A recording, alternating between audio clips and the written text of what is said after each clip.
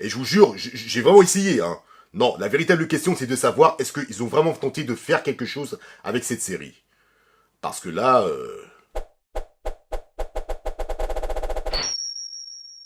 Salut à tous. Aujourd'hui, on va de nouveau parler de Marvel, et cette fois-ci, ce n'est pas un film, mais une série, chose que j'ai pas faite depuis très longtemps, et qui s'intitule sobrement She-Hulk Avocate. Alors, pour vous expliquer un peu mon rapport avec cette série, alors c'est une série que quelque part j'attendais un peu, même si je savais déjà d'avance que ce serait pas vraiment terrible, mais au moins il y aurait quelque chose de sympathique.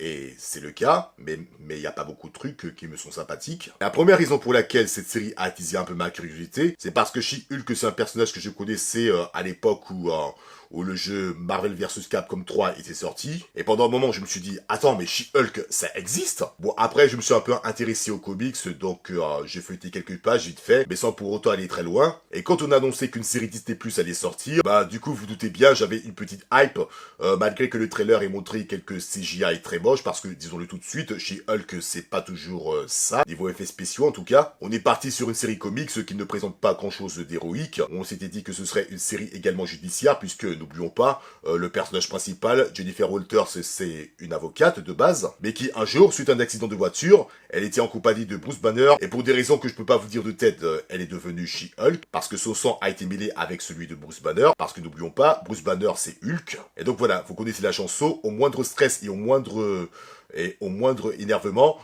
elle devient She-Hulk. Sauf que pour elle, elle peut devenir She-Hulk à volonté, et en plus, elle a la conscience pleine de Jennifer Walters. Donc voilà, partir sur cette base, je m'étais dit que je passerais peut-être un bon moment, même si, bon, la série ne serait pas ouf, la série ne serait pas super héroïque, pas aussi héroïque que les autres, mais en même temps, c'est une série qui se veut démarquer des autres, donc pourquoi pas. Et c'est effectivement ce que j'ai eu au début de la série, donc j'ai pas mal ri devant. J'ai souri à quelques petits moments de légèreté, on va dire, et ce, durant les 3 premiers épisodes.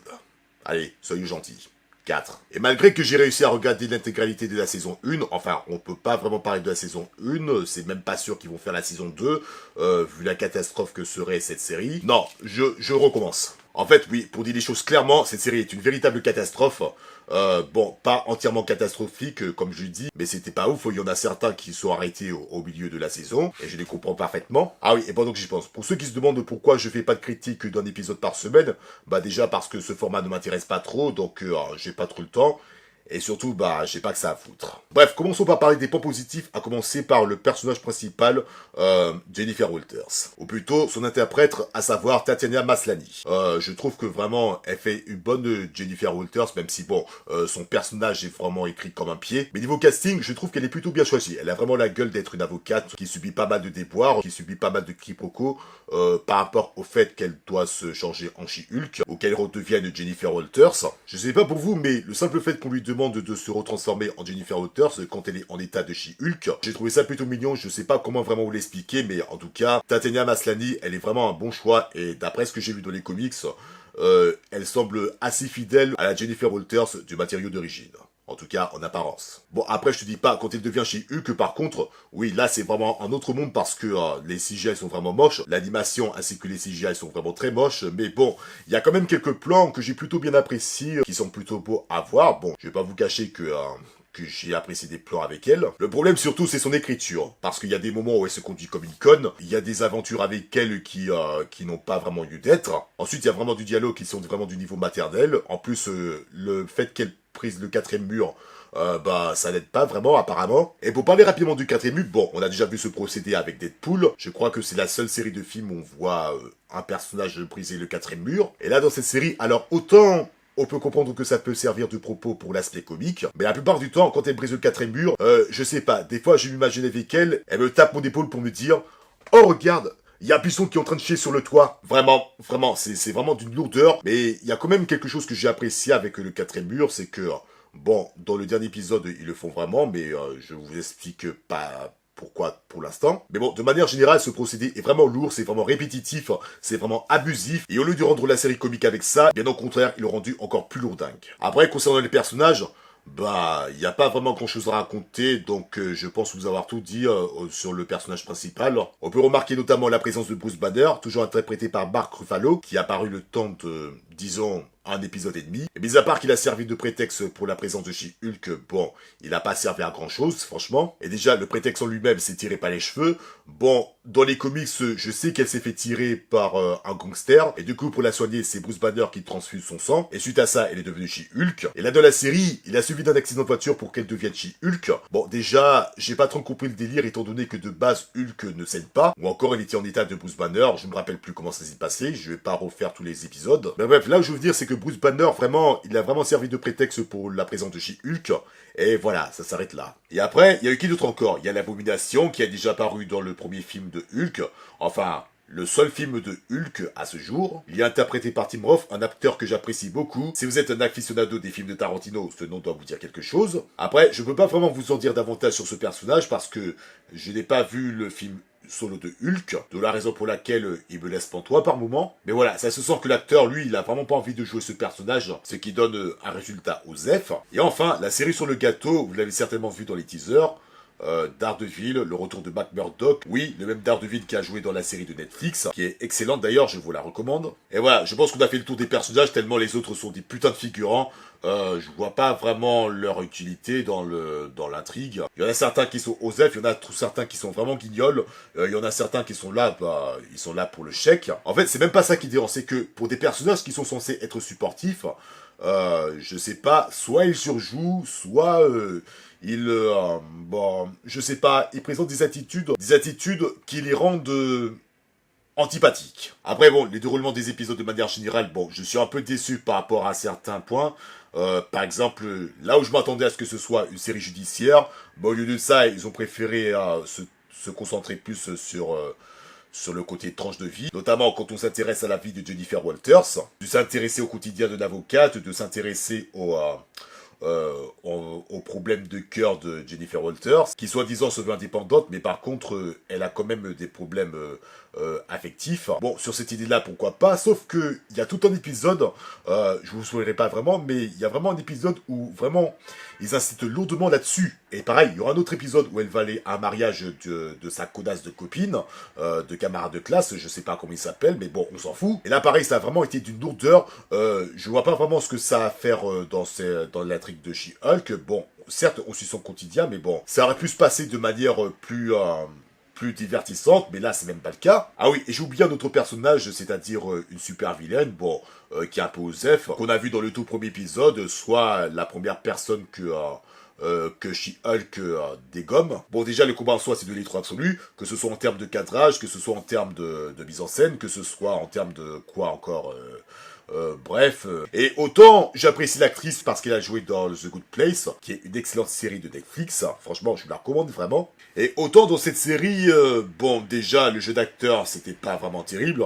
Mais en plus de ça, son personnage, à chaque fois qu'elle apparaît, je n'ai qu'une seule envie, c'est qu'elle dégage de cette série. Et concernant les scènes d'action, bon, ne vous attendez pas à voir des cascades de la part de She-Hulk, parce que bon, c'est vraiment basique pour un film de super-héros. Comme je vous l'ai dit, c'est mal cadré, c'est mal éclairé par moments. Après, je m'attends vraiment pas à voir un combat de titan, comme par exemple un combat contre, je sais pas moi, contre la chose des 4 Fantastiques. Mais bon, pour un film de super-héros, surtout estampillé Marvel, il y a quand même un minimum syndical. Limite, le seul combat que j'ai vraiment apprécié, c'est quand elle se bat contre Hulk, soit son cousin. Parce que oui, je vous l'ai pas dit, mais Jessica Walters, c'est la cousine de Bruce Banner. Mais bon, ça, je pense que vous le savez déjà. Et pour le reste de la série, par contre, lorsqu'elle va ratatiner du méchant vilain babo, ouais, là, c'est...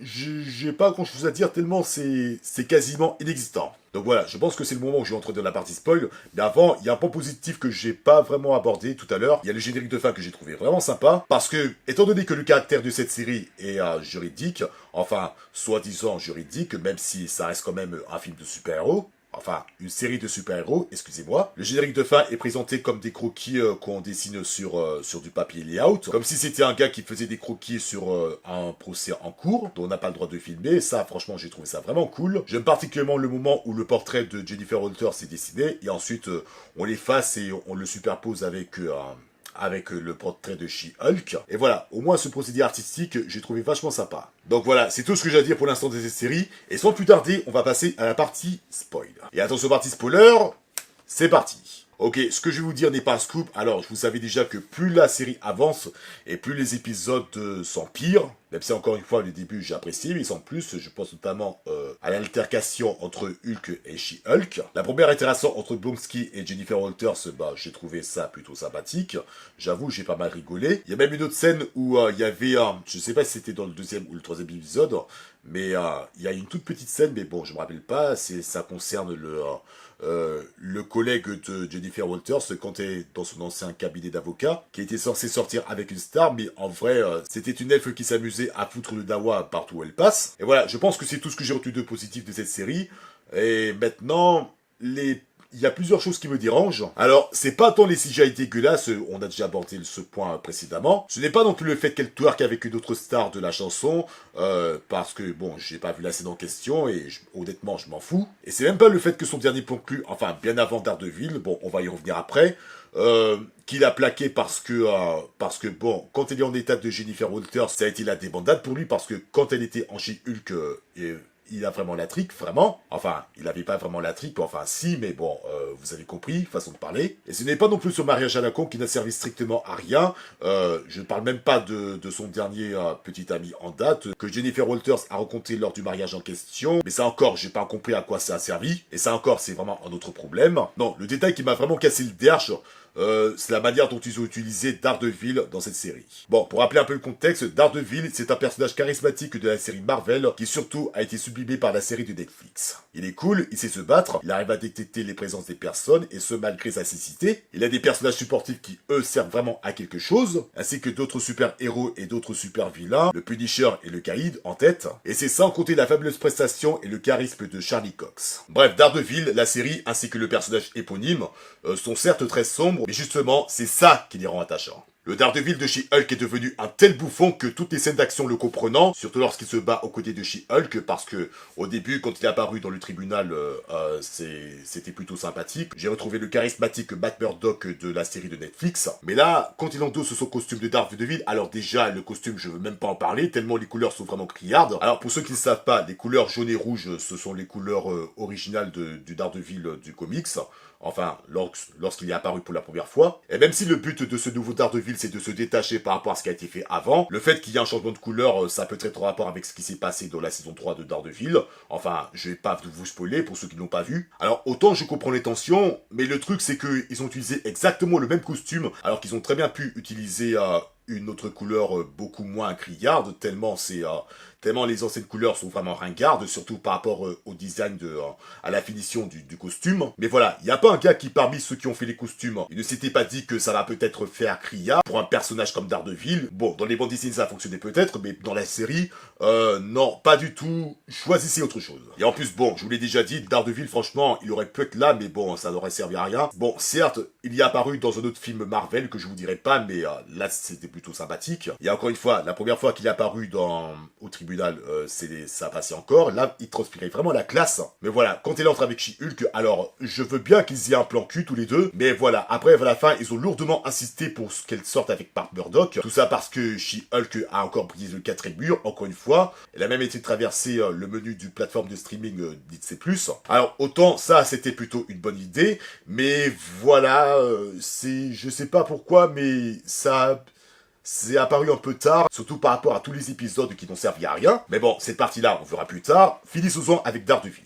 Bon, on a vu qu'à la fin, apparemment, elle sort avec Daredevil, donc c'est ce point-là, pourquoi pas. Bon, sauf qu'ils ont vraiment insisté avec la famille. Bon, c'est pas vraiment nécessaire, à mon sens. Et Daredevil, ben, c'est la bouffonnerie fois 1000. Bon, si c'est comme ça qu'ils comptent nous présenter la nouvelle série de Daredevil, autant rester sur la première série. Et je sais pas pour vous, mais j'ai comme un pressentiment que même le film de 2000, je sais plus combien, le film avec Ben Affleck, il sera beaucoup mieux que la série qu'ils vont nous présenter bientôt. Bref, c'en est tout pour Daredevil. Et pour le dernier épisode, bon, c'est vraiment le bordel complet. Alors déjà, dans les précédents épisodes, on savait pas où aller. Pendant un moment, on regardait l'épisode et on avait l'impression que ça s'est arrêté brusquement, tellement on n'avait pas compris. Et tout ça, ça nous a amené jusqu'à cet épisode où She-Hulk a brisé encore le quatrième mur parce que bon, c'était le bordel complet lors de la réunion pour pour la mutinerie contre She-Hulk, où cette dernière va affronter l'Abomination, qui s'est retransformé alors qu'il avait tenu une promesse de ne plus jamais se transformer de sa vie, en échange de sa liberté. Hulk Banner qui réapparaît, son ancien rendez-vous Tinder, je sais pas quoi, qui est le chef de cette mutinerie. Bref, c'était le Dawa total et She-Hulk a décidé de briser le quatrième mur pour pouvoir parler au patron de l'univers cinématographique de Marvel, soit un robot qui s'appelle Kevin. On a compris que c'était une référence à Kevin Feige. Et là où ça m'a vraiment fait rire jaune, c'est qu'ils ont considéré Kevin comme si c'était le grand gourou. Genre tous les scénaristes qui étaient là, ils ont dit à She-Hulk, non, plus personne ne touche au grand Manitou Kevin Feige, ou plutôt Kevin, K-E-V-I-N. Et vas-y que She-Hulk veut nous utiliser un film X-Men, alors qu'on sait déjà depuis le début que X-Men va réapparaître dans le MCU. Et vas-y que l'Abomination se fait arrêter quand même, parce que bon, le scénario, c'était le bordel. Bon, on va pas tout réexpliquer à chaque fois. Après, je sais pas pourquoi ils ont voulu continuer sur cette lancée. Bref, tout ça pour revenir au point de départ. On n'a vraiment pas l'impression que She-Hulk a vraiment évolué depuis. On la voit se diriger vers le tribunal, et voilà. Clap de fin. Et pour terminer cette vidéo, il y a moi une scène que j'ai vraiment rigolé. Je sais pas pour vous, mais c'est dans le 8e épisode où il y avait Daredevil et She-Hulk qui affrontaient une bande de malfrats. Et à la fin, il y avait cet ennemi, je sais plus comment il s'appelle, Frog, celui qui est habillé comme Kick-Ass, et s'est fait éjecter de la fenêtre ou je sais plus quoi, je me rappelle plus comment c'était la scène. Je vais peut-être vous présenter un screenshot. Et voilà, je dirais que c'est la meilleure scène de toute la série. Bref, je vais m'arrêter là, je pense que c'est tout ce que j'ai à dire au sujet de cette série. Donc vous l'avez compris, passez votre chemin, surtout n'allez pas voir cet immonde tas de boue. Même si au début ça allait, on ne devait pas trop se prendre la tête. Mais voilà, ça donnait des épisodes OSEF tellement il ne se passe vraiment pas grand chose. Alors non, il ne se passe vraiment rien. Mais voilà, mis à part la scène que je viens de vous décrire tout à l'heure avec le soi-disant super-héros habillé à la Kick-Ass et l'introduction du dernier épisode qui fait référence à la série Hulk des années 70 avec Lou Ferrigno. C'était vraiment cool, mais mis à part ça, tout le reste, je pense pas que ça vaille vraiment la peine de s'attarder là-dessus. Voilà. Aucun intérêt. Bref, voilà tout pour cette vidéo, j'espère que ça vous a plu. Si jamais c'est votre cas, abonnez-vous, likez, partagez, dites-moi ce que vous en pensez dans les commentaires. Suivez-moi également sur Instagram, et on se retrouve très vite pour une nouvelle vidéo, et d'ici là, portez-vous bien. Ciao.